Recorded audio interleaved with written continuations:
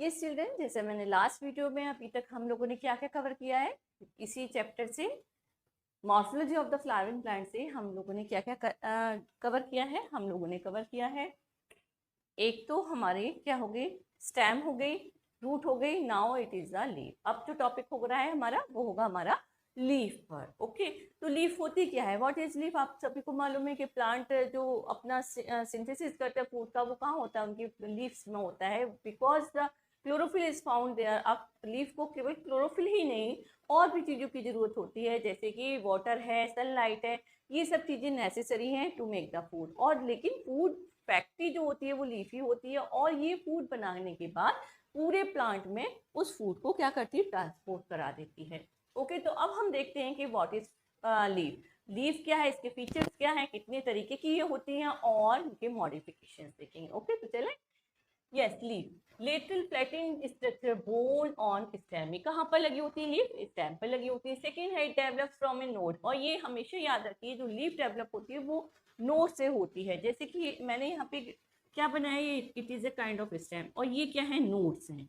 अब देखिए, जहाँ नोड है वहीं पर लीफ का डेवलपमेंट होगा, जहाँ पर नोड है वहीं पर लीफ का डेवलपमेंट होगा। ओके, जहाँ नोड है वहाँ पर लीफ होगी। अच्छा, जहाँ पर लीफ होगी तो वहाँ पर एक एक्सिलरी बर्ड भी प्रेजेंट होती है। It is a axillary bird, ये है एक्सिलरी बर्ड। इसका काम है, ये एक्सिलरी बर्ड इस पे डिपेंड करती है कि या तो एक ब्रांच निकाले या लीफ बनाए। ब्रांच वो निकालेगी जिस ब्रांच पर नीचे की तरफ तो लीव्स होंगी, बट इसके एपिकल मेरिस्टेम पर एक फ्लावर का फॉर्मेशन हो जाता है, और इसकी ग्रोथ उस ब्रांच की वहीं पर रुक जाती है। सेकेंड कंडीशन में ये नोड पे जो एक्सिलरी बड होगी वो क्या करेगी कि एक ब्रांच निकालेगी और उसमें केवल लीफ का स्ट्रक्चर बनाती रहेगी, और वो ग्रोथ होती रहेगी उसकी up to a certain limit. Okay, अब जैसे कि मैंने और भी लिखा है, leaf attach to stem by leaf base. ये जो लीफ जुड़ी हुई है, किससे जुड़ी हुई है? एक स्टेम से जुड़ी हुई है। It is called the leaf base. ये क्या कहलाता है? ये लीफ बेस कहलाता है। इट इज पोर्शन, मैं रेड से कर दूं, ये पोर्शन जो होता है it is called the this portion is called the leaf base. Okay, और क्या होता है इसमें? It is a petiole. मैंने अभी जैसे बताया, इट इज अ पीट्यूल। मैंने बताया जैसे कि leaf attach to stem by leaf base, it is the leaf base. And जो स्टॉक लाइक स्ट्रक्चर है, लीफ का जो स्टॉक है, जिस डंडी से वो जुड़ा हुआ है किसी स्टेम से, it is called the petiole. मैंने शायद हाँ पीट्यूल बस लिखा है, it is the petiole. Okay, and this is the leaf margin. इसको हम कहते हैं लीफ मार्जिन, और इसी को और हम कहते हैं इसको लीफ ब्लेड। लीफ ब्लेड, आपने ब्लेड देखा है जो पहले आते थे जिससे शेव करते थे, पापा लोग शेव करते थे, रेजर जिसमें ब्लेड लगता था, तो उसकी जो मार्जिन्स होते थे वो बहुत ही ज़्यादा शार्प होते थे। इसी तरीके से लीफ जो होती है बीच में थिक स्ट्रक्चर है, और एट द मार्जिन ये बिल्कुल क्या हो जाती है, फ्लैट हो जाती है, और इसके मार्जिन बहुत ही थिन हो जाते हैं। It is the leaf margin और लीफ ब्लेड। ओके, अब इसके बाद यहाँ पर एक एक्सिलरी बर्ड, जैसे मैंने ये बनाकर दिखाई है, it is a kind of axillary bud, और ये क्या है, ये नोड्स हैं जो कि स्टेम पर पाए जाते हैं। क्लियर? अब एक चीज़ और है, जैसा कि मैंने यहाँ पे लिखा, it bears two small leaf like structure called stipule. ये लीफ बर्ड एक्सिलरी बर्ड है, it is a axillary bud. इसी जगह दो लीफ लाइक स्ट्रक्चर भी पाए जाते हैं, जिसको हम क्या बोलेंगे?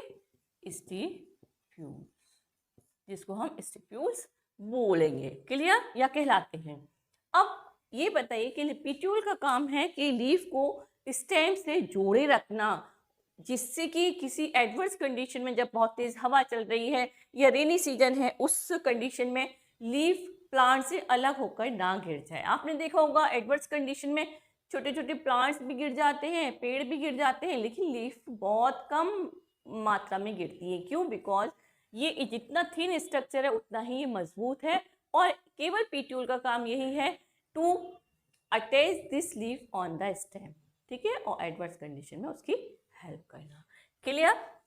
पीट्यूल help to hold the leaf. इतना सब हो गया। अच्छा, ये हम कंटेन 3 पार्ट्स में कर सकते हैं लीफ को। 3 पार्ट्स कौन कौन से होंगे? एक तो होगा लीफ बेस्ड, जैसा मैंने आपको बताया, it is the leaf based. And second one होगा petiole, second one is petiole. And leaf base, हाँ, लेमिना और लीफ ब्लेड, लीफ मार्जिन कहिए या लेमिना भी कहते हैं इसको, लेमिना, और इसको कहेंगे लीफ ब्लेड। किसको, किसकी बात कर रही हूँ मैं, इसकी, लीफ मार्जिन और लेमिना, लेमिना और लीफ मार्जिन और लीफ ब्लेड, ये है हमारी 3 पार्ट्स हैं हमारे पास, जिसमें हम एक लीफ को डिवाइड कर सकते हैं।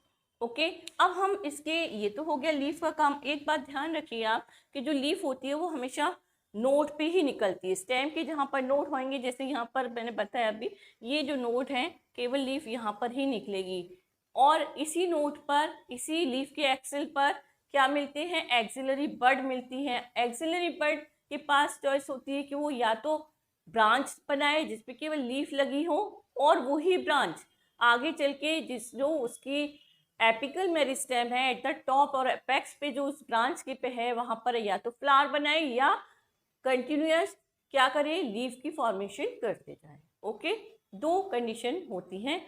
स्टिप्यूल्स ये मैंने बता दिया, जो एक्सिलरी बड के पास 2 leaf like structure are there.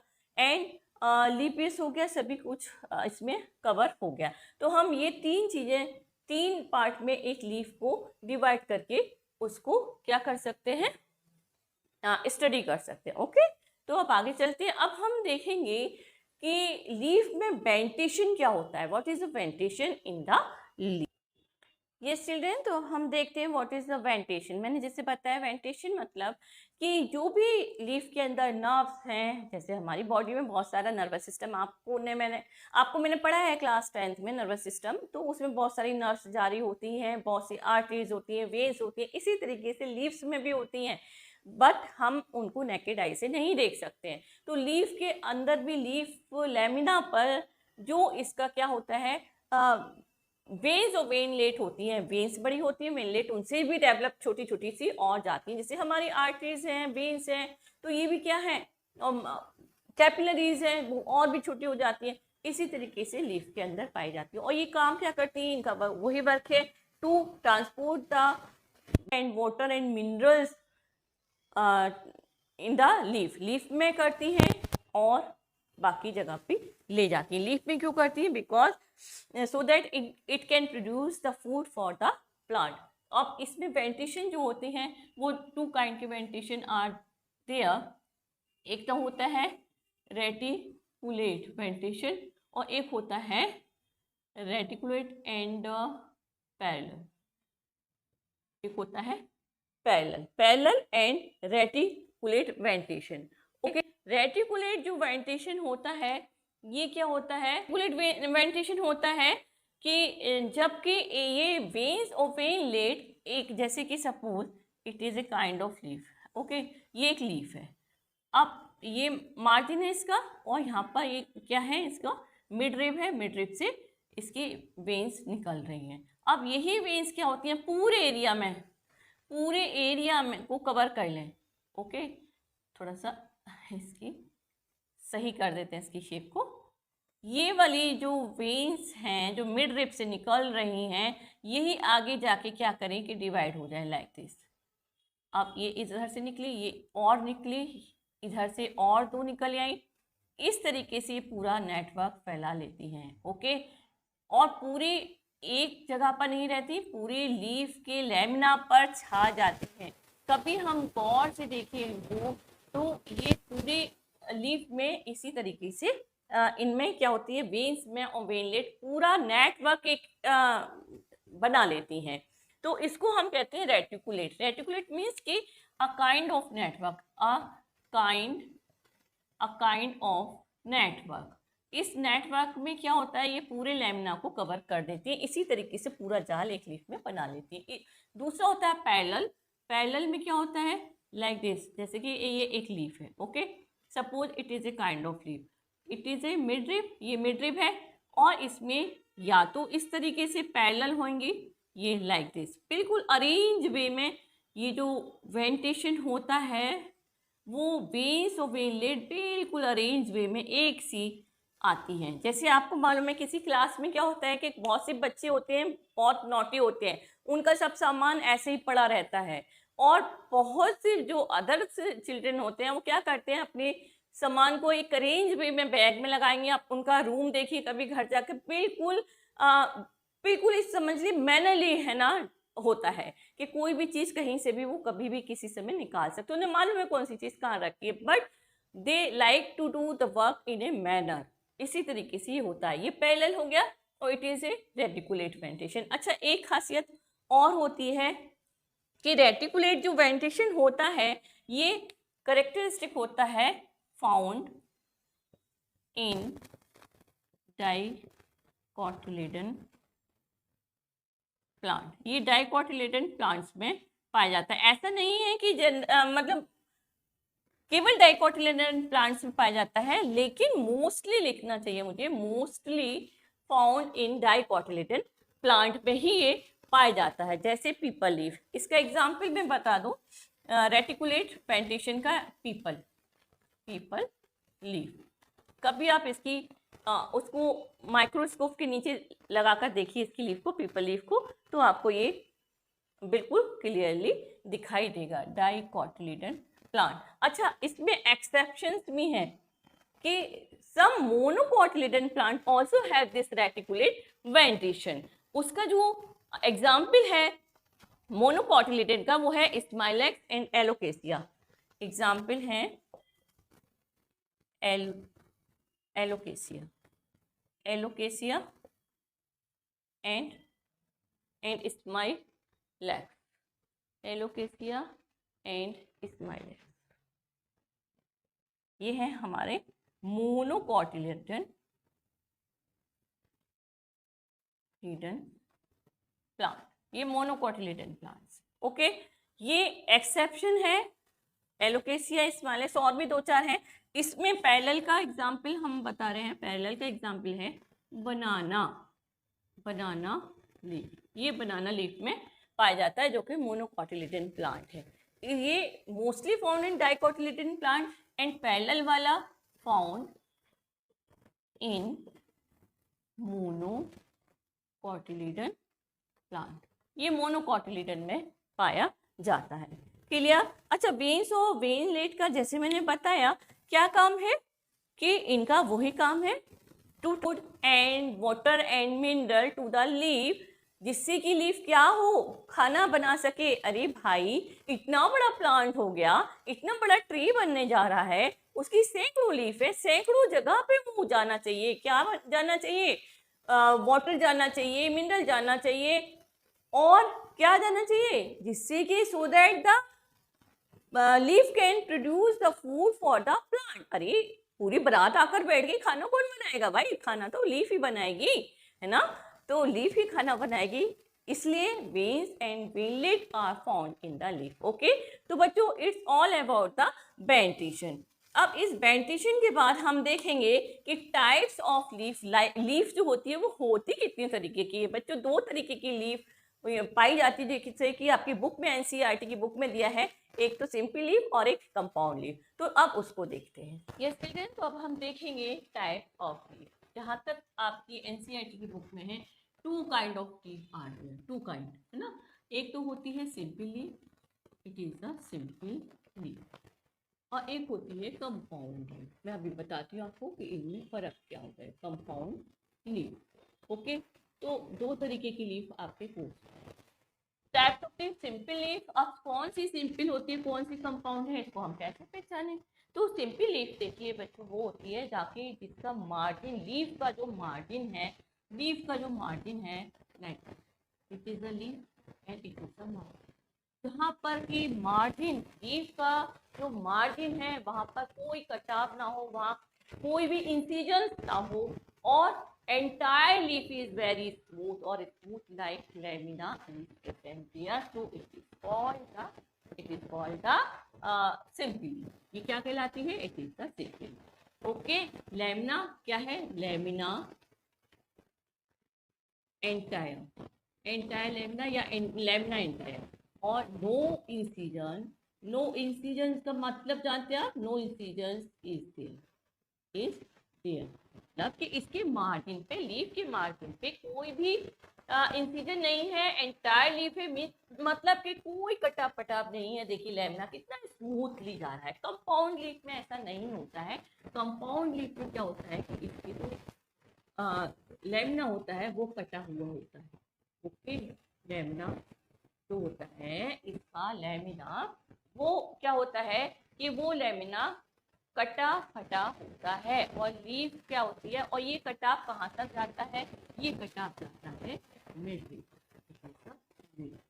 तो ये कटाव जाता है मिड लीफ। ओके, तो it is the compound leaf. ये कंपाउंड लीफ तो मैंने ऊपर लिख दिया, it is the lamina. Lamina है जो कि कैसा है? Incision. Incision are present on lamina. Incisions कहाँ पे प्रेजेंट है? लेमिना पे प्रेजेंट है। And these incision and these incisions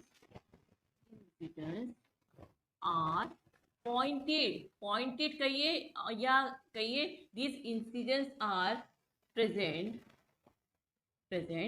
up to the mid rib. Up to the mid rib तक ये जा रहे हैं इंसिजन, तो it is the compound leaf. अब आपकी समझ आ गया कि सिंपल लीफ और कंपाउंड लीफ में क्या अंतर है। ओके, और इसमें भी क्या होता है, इंसिडेंस कभी कभी पाए जाते हैं। एक कटाव तो होते हैं लेकिन वो कटाव मिड रिब तक नहीं जाते। Like this is a kind of leaf which is simple.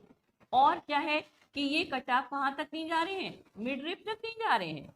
Mid rib कहाँ है? It is the mid rib. ये है मिड रिब। लेकिन incisions, these are the incision, ये क्या है? इंसिजेंस है which are not reach up to the mid rib, so it is called simple leaf. इसलिए हम इसको सिंपल लीफ कहते हैं।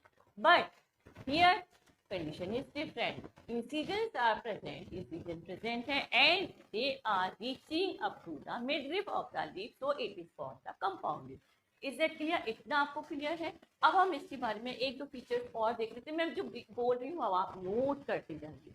ओके, इसमें हाँ अच्छा, अब हम देखते हैं कि ये भी क्या होते हैं कंपाउंड लीफ में मिड रिब। हाँ, एक चीज और याद रखिए कि in compound leaf, in these